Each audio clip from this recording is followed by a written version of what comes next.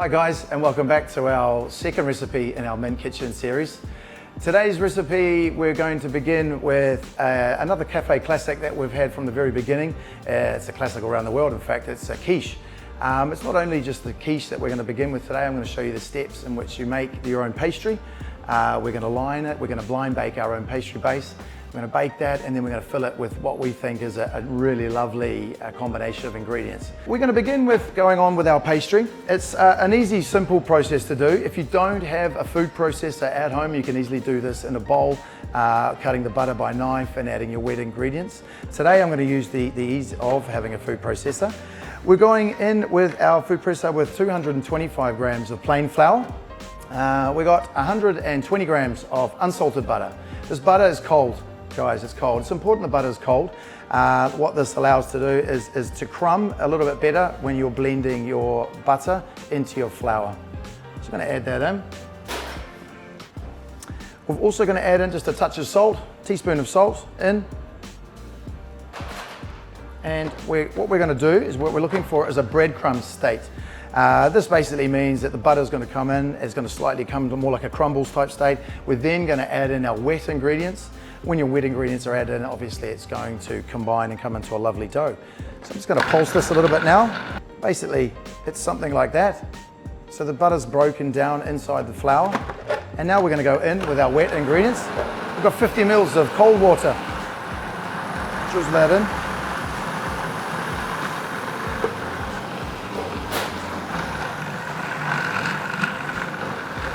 And you'll find, there we go, you'll find as the pastry comes off the side of the bowl, which is what you're looking for. Take that out for you. Just pop that down.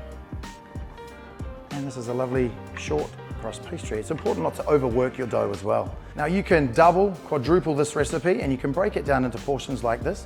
You can cling film it, pop it in your freezer, defrost it as and when you need it, and then just roll it out. So what we're going to do with this pastry now is we need to let it rest. We've just worked it in the food processor. We're going to cling film it, and we're going to just put that into the fridge for about half an hour to relax. What that allows that to do is allows the gluten to relax, easier to work with, and doesn't shorten when you blind bake it. So I'm going to pop that in the fridge now, and I'm going to grab one that I made a little earlier. It's a basic porcelain base that we've got. This is a 26 centimeter flan dish. I've taken the liberty of just lightly greasing the dish with just a touch of olive oil, just to make sure it's a little bit easier to take out once you've got it. So in rolling out your pastry, it's important that we just dust a little bit of light flour onto your bench and adjust a little bit of light flour onto your rolling pin as well. And pop that over, and then just give it a little push out with your hand. The palm of your hand is enough warmth to basically soften the butter inside the dough. And you're just moving that out slowly. And then what you're looking for as well, guys, is basically a disc shape that you're then going to need to line your pastry base with. When you're rolling out your pastry dough, it's important to just turn the pastry over, maybe 90 degrees every so often. Important to make sure it's not sticking. And what you're doing is you're not moving, you're moving the dough. It's important not to be going over side to side like this, because then what you end up with is slightly uneven pastry lining. And the thickness that we're rolling this pastry out to, roughly about, I say about 2 or 3 millimeters in thickness. Okay, rolling onto your rolling pin like so. We're then going to just fold it over your flan dish, puff that up to the side. And then just important to just push it into the side of the dough. As you can see, the dough is still really, really cold. It's important to use the cold butter, the cold water. And in doing this, it allows you to be able to work with the pastry very, very simply, very easily. And then I like to just fold over the edges a little bit. I know some people, they roll the rolling pin over the top and cut it off, but for us at the cafe, the crust is almost the most popular part. So we don't want to cut any of that off. Keep rolling around, folding, crimping as you go. Doesn't need to look too pretty, because at the end of the day, it's all going to be homemade stuff that you're going to make. And that's what we believe is always a little bit better when you make it yourself.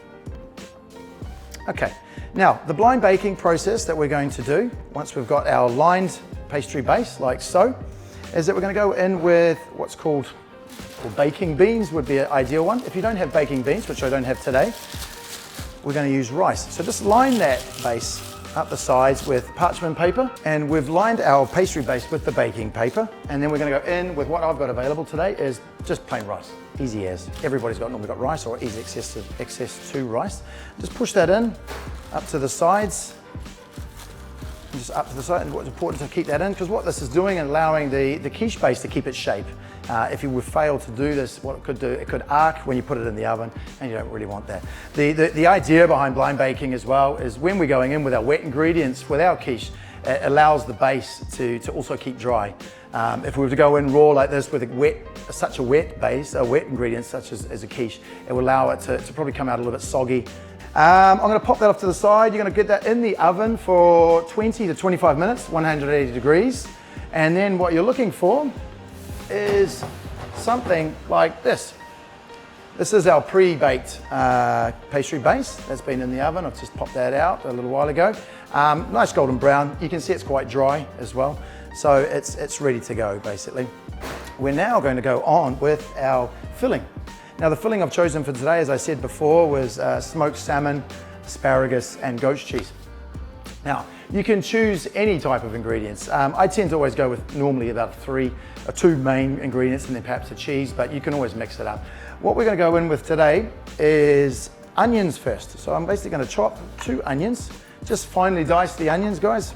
Straight down and across. Now, line just a touch of oil in your hot pan. And we're going to go in with the onions.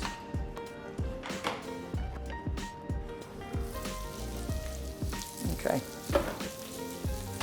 It's important to get a little bit of caramelization on your onions as well before you add in any other ingredients. Just to give that a little toss through with the oil, and that's just going to soften there for a little bit as well. As I said, asparagus, another star of the show.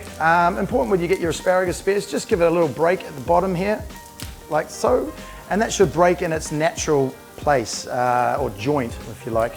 The bottom part of any asparagus spear is really, really woody, really hard, and you can't really basically, it's like slightly inedible, to be honest with you, and not really enjoyable. Now, we're gonna go and chop the bottoms of these. What we like to do is, while we've got our onions kind of softening there as well, just give a little bit of a chop to the base of your asparagus. So we're chopping these up a little bit smaller. And then we've also got the spears. What I like to do is kind of cut them in half. 2 reasons really, cooks a little bit quicker. Secondly, you've got a color variation as well. Nice white interior, a little bit of a dark green, light green. It kind of looks a little bit cool as well, a little bit nice. So going in with the asparagus spears and putting all that in, give it another little toss through. And what we're looking for is a little softening of the onions, which is that's coming along quite nicely now. And we're gonna go in with a good teaspoon of crushed garlic, minced garlic. And we'll let that continue. Just give it another little stir through as well. Mix those through. A little tip, what I've got here, just while those onions are softening, what we do at the cafe, and I know nobody really likes doing it, is we mince all our garlic in advance. The thing is, you just take your time one afternoon, peeling all your garlic, chucking it all in the food processor, blending it up, and then you're away. And it just allows you that sort of a messy job to be all kind of done at once. I'm going to add just a touch of wine. If you don't fancy wine in your recipes, whatever, it's easy to leave it out. I just like the addition of a little bit of wine. That's about 70 mils of white wine in that. And I'm just going to let that sort of just kind of deglaze the pan almost really, but just let that alcohol cook off. I'm now going to move across to our wet ingredients, which is going to be your light, or basically your mixture that you're going to begin with. So today I've got 5 eggs in. We've got our dairy ingredients. We've got 250 mils of fresh cream. Let's just add that in. It's quite a nice rich recipe, this one as well. Obviously with the eggs and the cream and the milk, it's quite nice. Obviously you're not eating this every day, so it's, you know, it's a nice to have as a treat, as a one-off. 350 mils of milk. Add that off. Okay. And obviously the addition of some salt. Just take a little wee pinch of salt in there, and some freshly cracked pepper. And then give that a little whisk. Just basically whisking the eggs into the cream and the milk. A little shot there. Okay, that's pretty much your wet ingredients done. This is our quiche base lining. So what we've done now, we've got a nice soften on all our onions, garlic, the white wine, the alcohol's burnt off, and the asparagus are ready to go in. So I'm going to basically just sort of take that over, pop that into your lined or your blind baked pastry base. Important to get all those ingredients in. Just push that out, make it sort of evenly go across. That's it, spread that around. And now we're going to go in with our other ingredients. Smoked salmon. Got about 80 grams of smoked salmon. This is just a Norwegian smoked salmon. Sometimes you have to be careful with things like smoked salmon when you're adding salt. Obviously the smoked salmon is quite salty in itself, so if you're going to add salt to your wet ingredients, you just need to be a little bit careful with that because it can be quite salty. Break it up, evenly dispersed, and then we're going to go in with a lovely French goat cheese. This is a beautiful soft French goat cheese, really, really lovely addition to the quiche. Adds a little bit of creaminess, richness to your quiche. As I said, it's a super popular one with most of our customers at the cafe. Right, another little top tip I've got for you is if you were to pour in your wet ingredients here at the bench, it's a little bit difficult to perhaps get to the oven. So what I'm going to do is show you a little tip on taking this over to the oven. I'm going to pop open the oven door and take your wet ingredients and bring the whole quiche over with you along with your wet ingredients. This way you're preventing the idea of perhaps spilling or anything like that. Pop it on your tray in the oven and then just pour away. Just pour in around and then just pop that in. So now that's going to bake in a preheated oven of 180 degrees for an hour to an hour and a half. What we're looking at the end product that we've already pre-made for you is something like this. That's a beautiful quiche. This is one we've made up a little bit earlier. I'm going to cut you a wee slice of this so you can see what the inside looks like.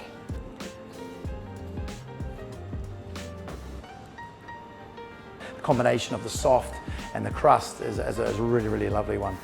And that's basically what you're in with is the finished product. I hope you've enjoyed the recipe with us today. We look forward to bringing you another one in the future. It's been a real pleasure to have you along, and thanks very much for the support. We look forward to seeing you again soon. Thanks very much and take care. Cheers.